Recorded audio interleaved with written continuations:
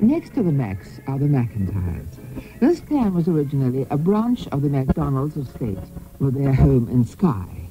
Legend tells us that 600 years ago, a Slate MacDonald chieftain was crossing the mainland in wild winter weather, and his galley sprang a leak. Death was near the entire crew when a clansman discovered the hole. He forced his thumb into it, hacked the thumb off with his dirk, and then went back to his oar.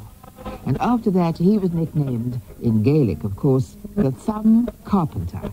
Well, I've no intention of trying to pronounce it, but it was somewhere near Inster, so his son was called McIntyre, the son of the Thumb Carpenter, and he was the first McIntyre. The proud story seems to have gone to his head, as when he grew up, he assumed the airs and graces of one born to authority, and he eventually quarrelled with his chief.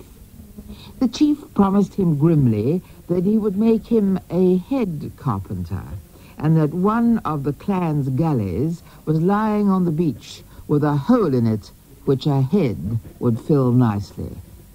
Young McIntyre took the hint and departed for the mainland with a party of admirers and their families.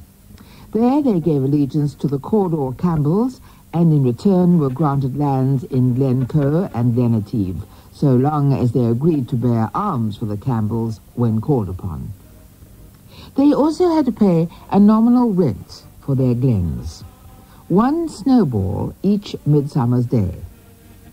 The snowball was made 3,000 feet up on Ben Cruachan, where there was snow all the year round. It was rolled along until it was so big that it needed 4 men to carry it onto a litter. And then it was hurried down the mountain at breakneck speed so that there was enough of it left unmelted to be still called a snowball when it was handed over to the Campbell chief waiting below in the pass of Branda. Well, the story goes that a lazy McIntyre chief agreed to commute this sporty form of payment for a nominal rent of 1 shilling a year, and, without doing his sums first, also agreed that the payment be doubled year by year thereafter.